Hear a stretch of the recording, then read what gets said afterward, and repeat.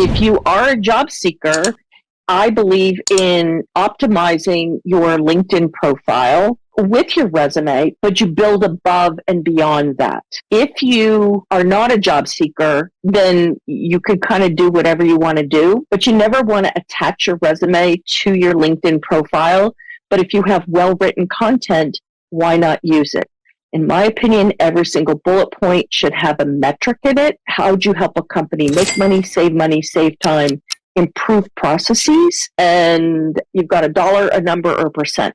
So I believe job seekers should have that in their experience section.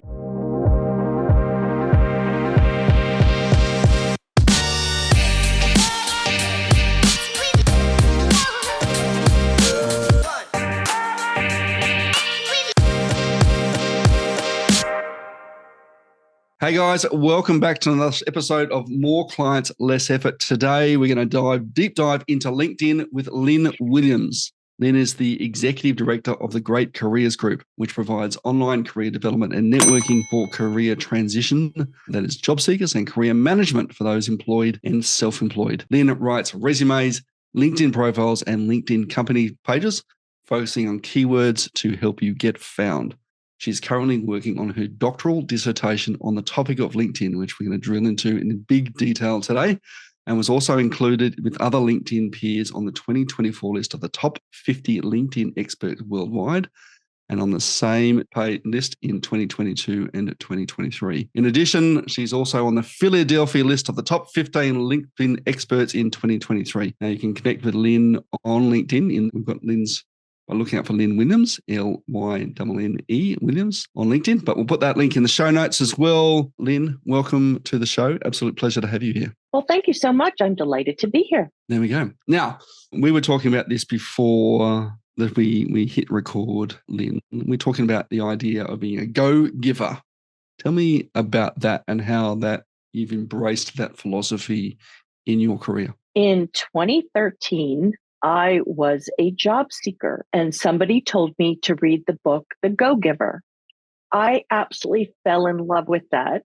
And it just so happened to be a successful strategy for me for growing my business and building my brand. Now, of course, I started out after reading that book by having a full-time W-2 job for almost 4 years before I jumped off the entrepreneurial cliff and spread my wings. But that helped me build my brand and get my name out. And what I did was become an executive director of a 501c3 nonprofit. It wasn't a nonprofit to begin with. It was a solopreneur meetup group that was passed on to me by 2 other career coaches. And I was adopted by a local university master's degree change management students who were going to turn me into a 501c3 nonprofit. And that's what we did. And so in order to volunteer and be a giver at the nonprofit, I also needed to have some income. So I had to have a for-profit business, and it just so happens to align with the nonprofit. So I'm able to help people as community service, but I also share my knowledge and expertise, and it comes back to bless me. So I kind of reap what I sow. Yeah, it's an amazing opportunity. What were you doing before that? Because I think we mentioned that you're now 58 and you're discovering this entrepreneurial world for the first time. Oh, no, I started the entrepreneurship at 58. Earlier than that. When did you go back to your earlier career? You're a W-2 employee for most of your life, and you get to this point where you're going, I need to find a new job. You discover that you've got a LinkedIn profile that you didn't know about with a few hundred followers that you also probably didn't know about. What was it about that particular stage that you said, this is a thing that I think I'm fascinated about? Well, going back, I was in the corporate world. I was in K-12 education, entrepreneurship, and nonprofit. That's kind of my background. So I was in the ceramic tile industry for 10 years. I was in entrepreneurship with my husband. We ran a general contracting firm. We did $4 to $5 million a year. That's quite successful. And we had 24 employees. Yeah. And then I got involved in mental health for a couple of years, K-12 education for 12 years, real estate business for 4 years, and then the nonprofit. So I happened to be leaving my K-12 education experience. And what happened was I was a job seeker and I was leaving a sixth grade classroom and I had no network. And I kept going to all these job seeker groups that I kept finding out about. And we were meeting in real life, in person at that point in time. And people kept talking about LinkedIn. And so I decided, oh, I got to check this out. And I didn't realize that I had already set up a LinkedIn profile 6 or 7 years earlier. I had 211 connections. That was my discovery. And I had to reset my password. And all of a sudden, I was networking to try to find a job. And I kept adding people to my LinkedIn profile. I went to some workshops that I absolutely fell in love with the platform. And because I'm a K-12 teacher, teaching little people, I decided I wanted to teach big people. So now I do lots of LinkedIn workshops and resume workshops, networking, personal branding, and other topics related to career topics. Yeah. LinkedIn, of course, has just celebrated its 21st birthday this year. How have you seen it change from a recruitment tool to a business tool over that time? Yeah, a lot of people were under the assumption that it was a platform just for job seekers. And so many people who are entrepreneurs realize, hey, this is like a living, breathing, growing Rolodex of building your network and building your personal brand online. So those who are misinformed about it just being a job seeker platform need to get on the bandwagon, whether they're employed or self-employed. And you really have to build your brand. Yep. It's a fabulous platform. Talk to me about that, because I see a lot of profiles still written in the context of looking like your online CV, and that's really missing an opportunity, isn't it? Well, it depends. If you are a job seeker, I believe in optimizing your LinkedIn profile with your resume, but you build above and beyond that. If you are not a job seeker, then you could kind of do whatever you want to do, but you never want to attach your resume to your LinkedIn profile. But if you have well-written content, why not use it? In my opinion, every single bullet point should have a metric in it. How do you help a company make money, save time, improve processes? And you've got a dollar, a number, or a percent. So I believe job seekers should have that in their experience section. But, when you have a banner, it's your billboard. You can say your message there. You can enhance your headline. It doesn't have to be your job title. You can build your about section. So I say it's your resume, but more. But if you're an entrepreneur, I have convinced a couple entrepreneurs to put their past history on their resume with their experience, and they've been very successful gaining clients who see what they've done in the past, how they've moved mountains and how they've made impact. Yeah.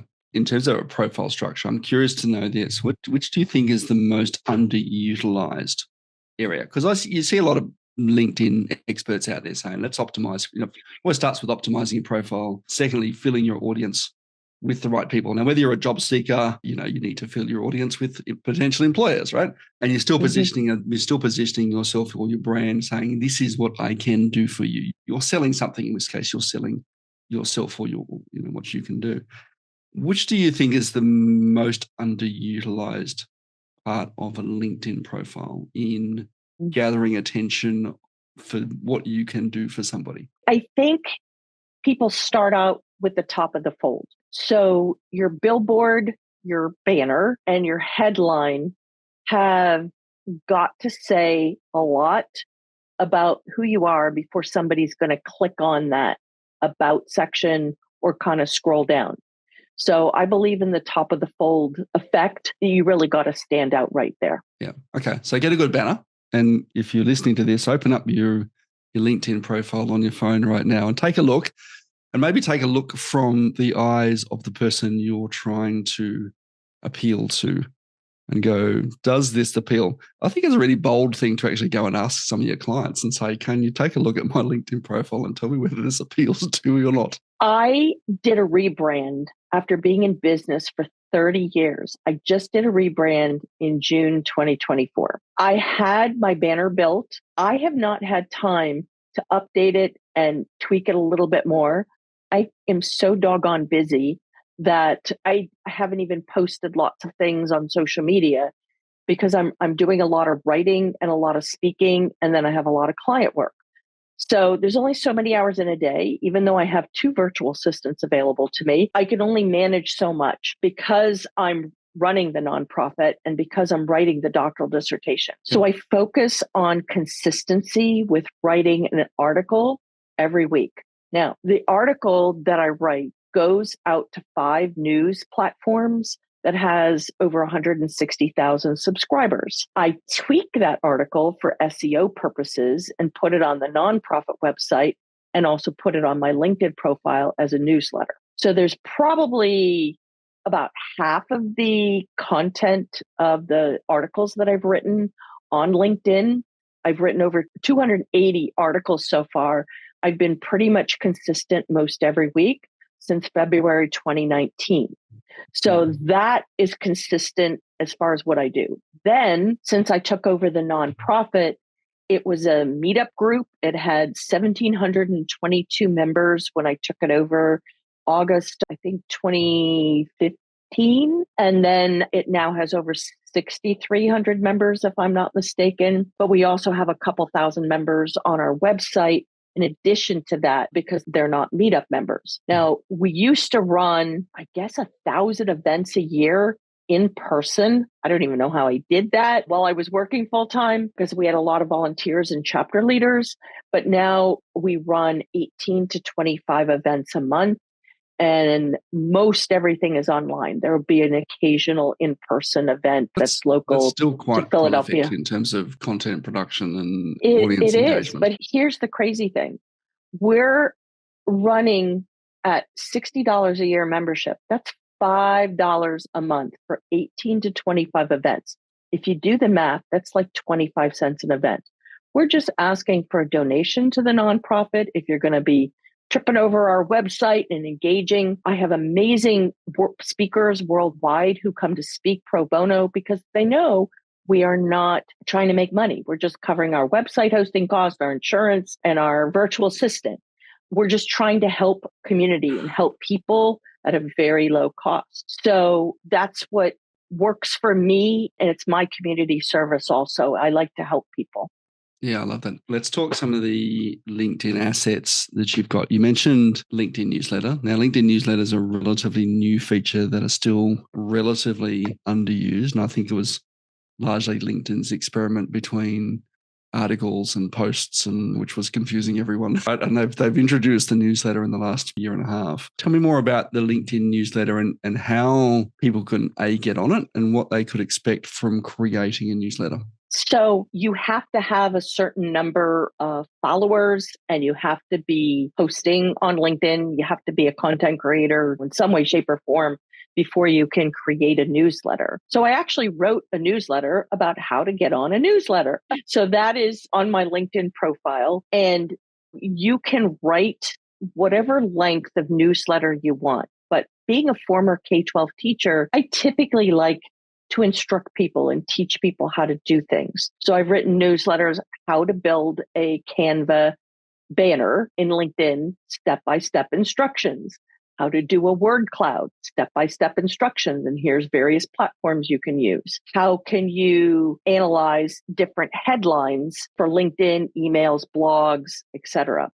What are tips for a LinkedIn company page? What are some ideas for posting? I have like an article, 57 ideas for posts. So I write more as an instructor probably than anything else. I did have a little fun last week with my article, and I kind of got off in a creative writing zone. But for the most part, I am writing instructional things to help people learn and grow, because not everybody can afford a career coach. Yeah. Would you write an article as a company page or as you? That's a really great question. There's only so many hours in the day. And if you think about it, we have, 4,500 or so. I don't really know right now, members on the nonprofit company page. And I have over 21,000 or so LinkedIn connections or followers on my page. So I decided to do it on my page. That makes a bit more sense, doesn't it? Yeah, it'll get more reach.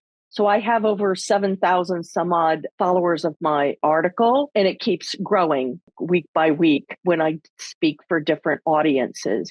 And hopefully, if it doesn't resonate with you one week because you're an entrepreneur and it's about job seeking, or vice versa, you just don't read it. But for the most part, I cover all bases and all audiences that are job seekers, client seekers, and employed people, and veterans, it's really right into students. that audience, isn't it? It's really right. Yeah, it's all about career topics, and mainly it's about LinkedIn. Yeah, this is one of the things I love uses of AI in this instance, because you can actually use AI to go and research a whole bunch of different topic ideas, and go, if you don't know what to talk about this week, what should I talk about this week about this particular topic? Give me 20 different angles to write about this particular topic, and away you go.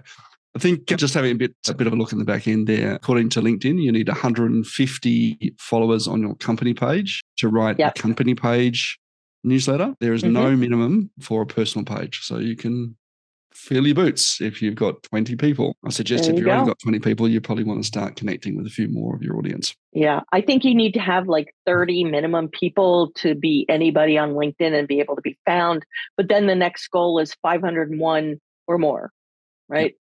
Yep. And keep building from there. And go from there. Make sure you talk to them. LinkedIn Audio is another one that you use. Tell me more about LinkedIn Audio. So I run 2 LinkedIn Audio events a month. One is on the second Wednesday of the month, and that is called Careerland. And I have a co-host, Lisa Carmen, who is out of the Denver area. She's another career coach that writes resumes and LinkedIn profiles. And we've only run a couple events, so we're just getting our feet wet and getting started. And last time we did LinkedIn profile reviews. So that was fun. So we had a couple people that raised their hand, and we might do it slightly differently this time and do a whole bunch of people and give them a few tips that might be helpful. The other event that I run is the third Thursday of the month, and it's called Recruiter on Call with Jobs. Now, if I am able to land a global talent acquisition person, recruiter, that is super, because I do have people coming from around the world to listen. So I have a standard set of questions I ask each recruiter.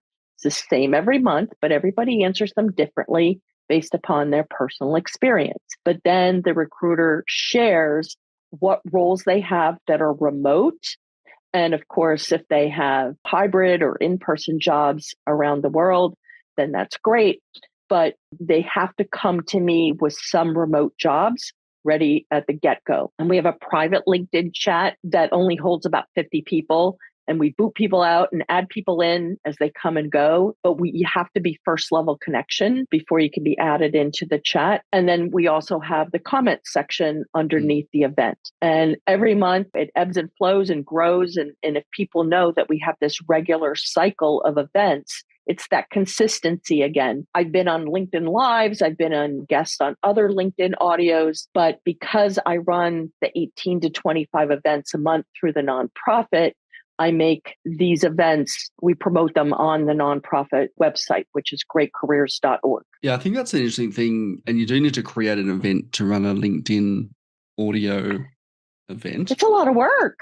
It is, right? Because you got to do it and you got to send it to people and do all the stuff. Yeah. And people are not necessarily just going to find it. So there is a lot of work around creating events. I think I want to pull one thing out there for our audience that's really, really important, both with the newsletter and LinkedIn audio events. And I know you do a bunch of Zoom meetings for you, as you mentioned, for the nonprofit. And look, that's literally just one every weekday. The key here is really that consistency and building that content engine to go, you know what, the first event I run may not have anybody on it.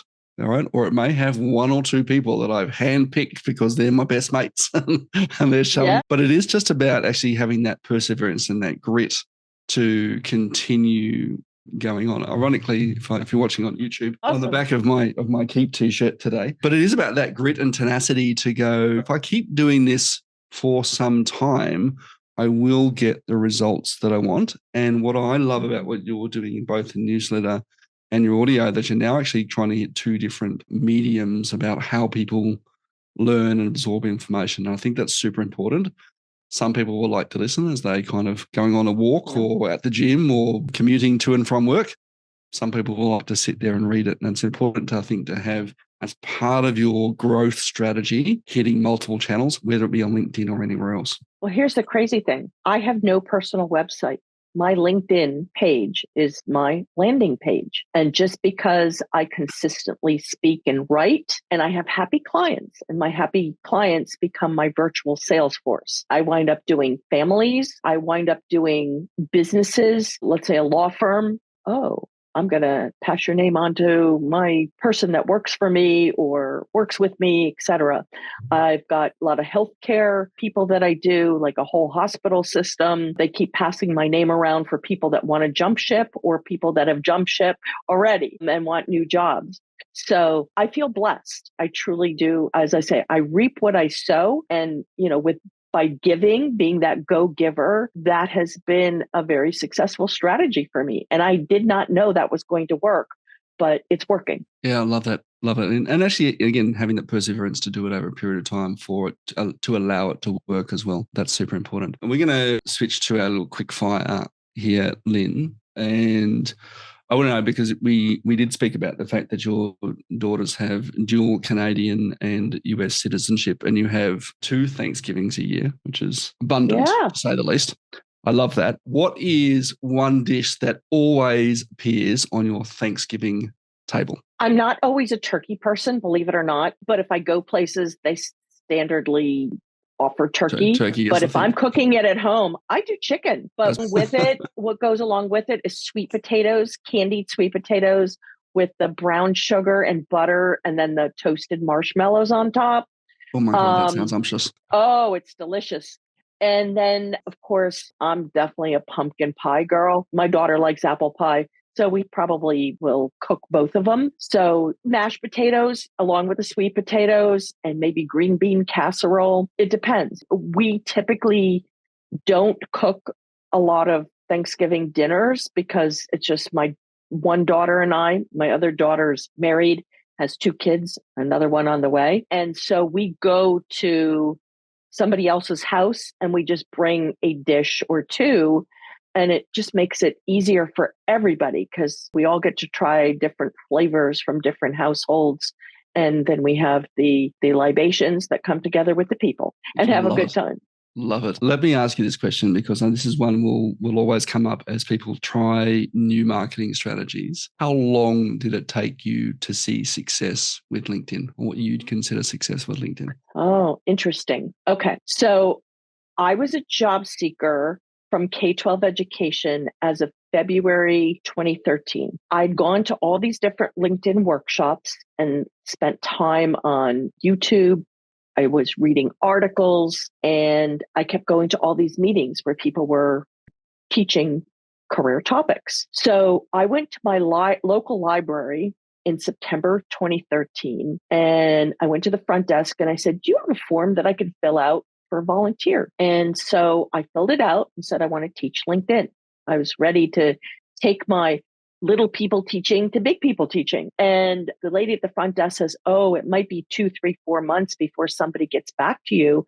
We have so many people that want to volunteer and do presentations. I got a call back in 4 days. I have now been teaching LinkedIn at that library for over 11 years. So I just did it last Saturday. It's supposed to be a 3-hour workshop. It turned out to be 5 minutes shy of a 4-hour workshop. And I said, guys, I got to go. I got to get my hair done, hair dye, hair color, or haircut. And so they kept on asking me questions, but these are 3-hour workshops. The library pays the nonprofit. I volunteer. And it's free to the patrons to come on Zoom. So anybody can come from around the world to attend these workshops. We do an awful lot for free. So we have a lot of workshops and a lot of subject matter expert speakers who share their knowledge and expertise. And it's just wonderful. I fell in love with TEDx talks locally. And now I guess, I don't know if you want to call me SEDx, like career events. I just love to hear people speak. I love to learn and I love hearing speakers. So That's my jam. I love that. What's one lesson that your transition to entrepreneurship has taught you that you think everyone should learn at some point in their life? All right. I'm going to preface it with another thing I got involved with. I've been a SCORE volunteer, score.org volunteer for 13 years plus. And I went to a lot of SCORE workshops to hear speakers before I became a speaker on their speakers bureau. So along the way, hearing different people speak, when I was ready to build a website and brand a brand, I had a very hard lesson. The lesson was I went to go and buy the domain lynnewilliams.com. I didn't buy it for that $9 or $10 or whatever minimal amount it was right away. And 2 weeks later, I went back and they wanted $2,700.